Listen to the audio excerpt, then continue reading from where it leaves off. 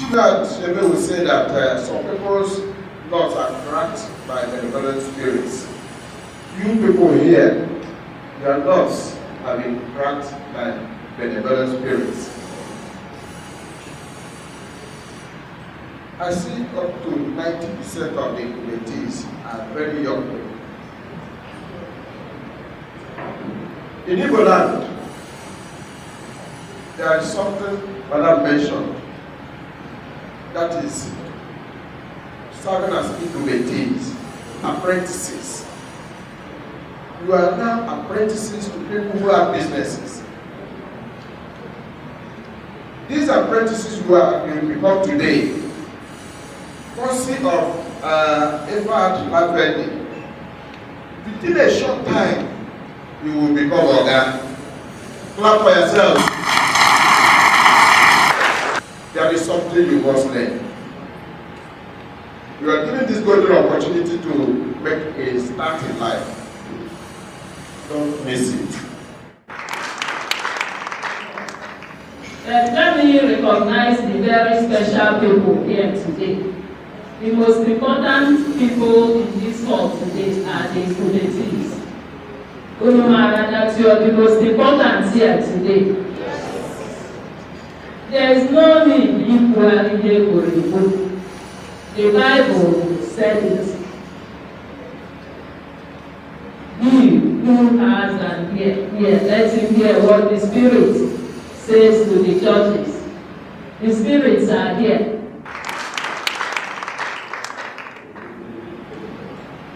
Much has been said. I think there's no point rehashing that which has been said. So permit me to add just a few words of practical advice. This training is designed to make us understand that this is a business. It is a business. It is not a sojourn into the world of emotions, the world of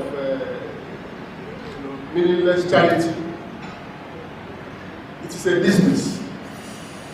And when I say a business, I mean that one has to balance one's books. One must understand how the world works. One must understand the nuances of the business. It is aimed at turning you into persons who are going to be independent, people who are going to make money from their efforts. And unless and until you understand that this is a business, the efforts of LifeND, the efforts of the government, your own efforts will go to waste. I pray it does not go to waste.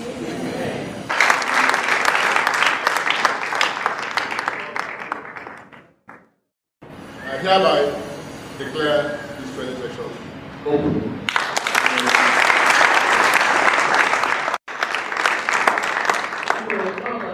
First of all, I must appreciate that the fact that the incubators and incubatees turned out they were very punctual, they came on time, and the training is very essential to put the incubatees and incubators at the right track of what is expected of them, and also to make them have a pre-knowledge of the requirements to ensure success of this project and sustainability.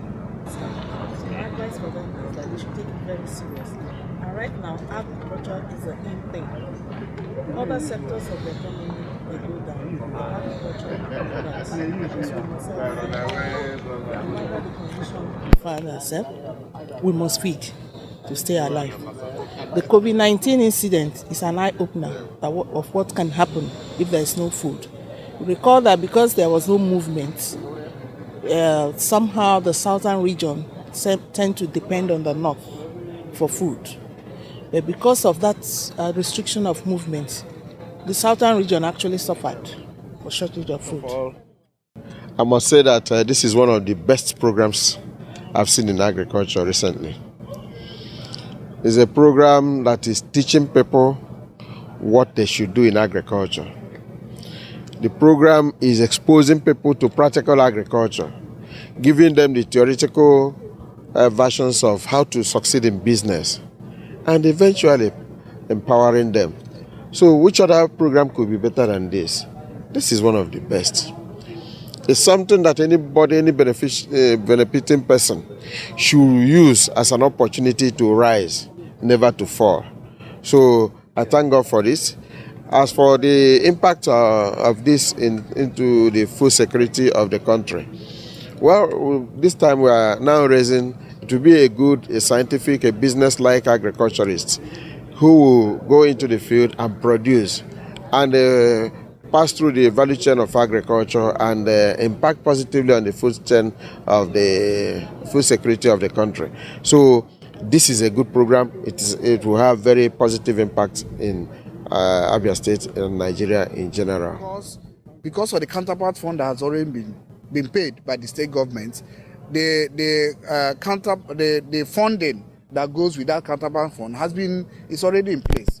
So for each of the incubatees, once they are done from the incubation center, in fact, before they are done from the incubation center, the project will already get where they are going to start their own personal businesses as soon as they come out from the incubation center. So everything is in place, every resources is in place, and I want to encourage all incubators and incubatees that will engage to be serious with this, so that at the end of the day, the overall objective of reviving the rural economy, getting our youth empowered and economically empowered and resourcefully empowered will be achieved.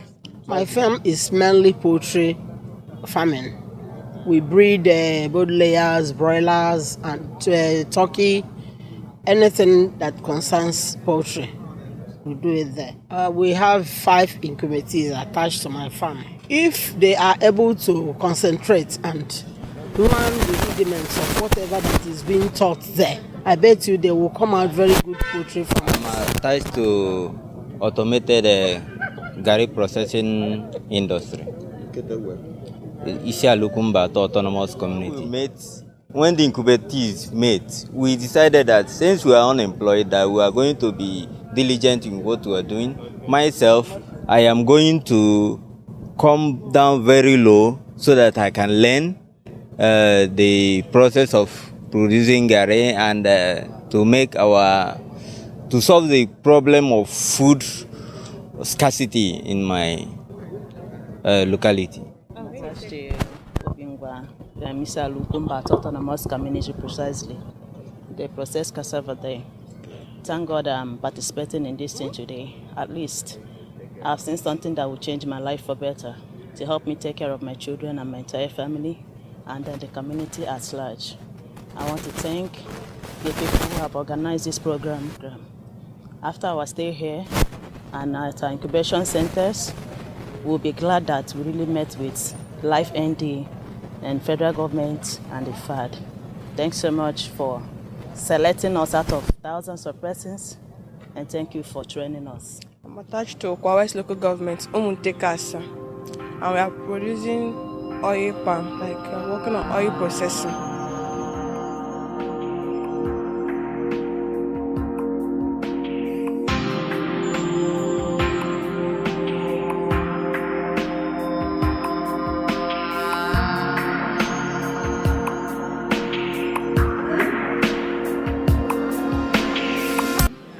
And you can now see that it can be a business. It's not something for as you take as a hobby.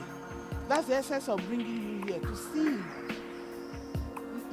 to motivate you, to make you to aspire that one day I will own something like this. Do you hear me?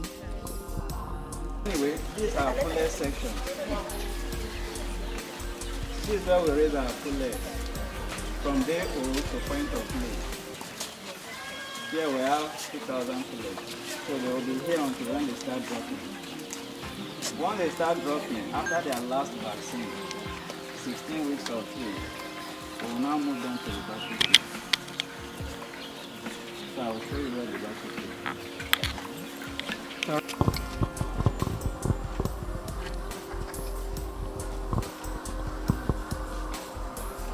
Here we have about 9,000 laying beds here. It has its own tank. So we usually mix blood in the tank, then they take out the water. But right now they are on plain water. They are done with their mixed blood. However, they're also integrating it with other kind of animal husbandry, like this grocery section. So the whole essence too is for you to appreciate that you can't be doing what you are doing and be doing other side things to complement the main agro enterprise that you're working.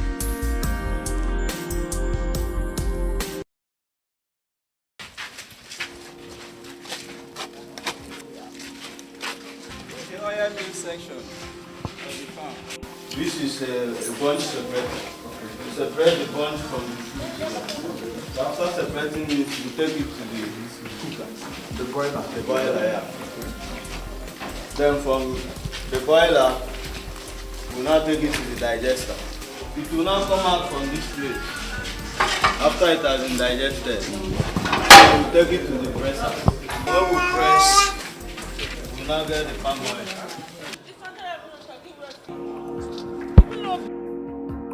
The kernel is further taken to this place. It's taken to this place for further processing.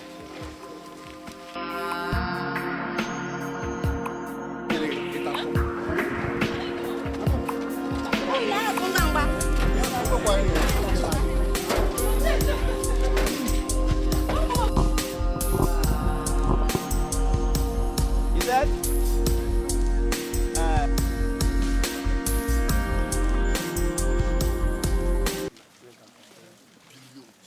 I and my wife actually decided to go into this integrated farming because we wanted to do it so that we can provide, first of all, lead an example to the people so that they can see that you can still make it through agriculture. One.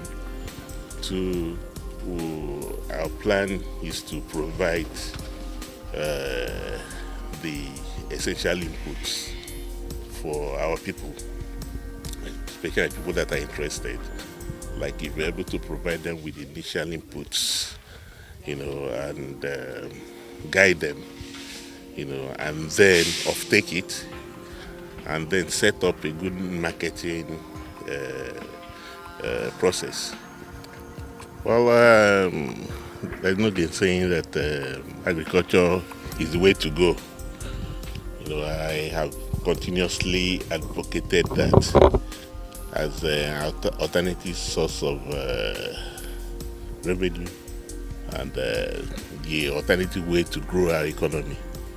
Because agriculture, virtually everything you can think about is agriculture. And if we can go back to agriculture, that is the surer way of reviving our GDP and economy of individuals. And that is why you see what is happening here today. The key donors is what we call EYINNA, International Fund for Agricultural Development. And they are the people that have given the loan to the different participating states, 9 states of the Niger Delta region. So each of the states has their percentage that they are going to refund. However, there's a counterpart fund that ensures that this project works. And it's good for me to state here that the governor, Governor OKECHUKWU, PhD, was able to pay our state counterpart fund on time. We are the first state that received the state counterpart fund. It's also good for us to note here that this 1-week training, which begins the empowerment process in the real sense, Abia State is presently the first state that is doing that because our counterpart fund came on time. The office was established on time, and that's why we are here today. So other states are still trying to have their offices organized. Other states are also trying to even pay their counterpart fund. But we got our own counterpart fund as early as the project came on board, and that's why we've made this kind of milestone that we are today. Yes, we've identified 25 communities we are working on. And in those communities, we went there, we did an advert, we did some level of sensitization, we went to the communities and told them the group of people we want to work on, we want to develop or want to empower. Like I said, we are looking at young persons between the age of 18 and 35. We are looking at women-headed households, and we are looking at physically challenged people within this community. So we did a screening at the community. With the help of the community, we identified these young persons that we are empowering today. Well, we are here for the practical experience for our incubatees, our incubators. The idea is that we have finished in the classroom, as it were.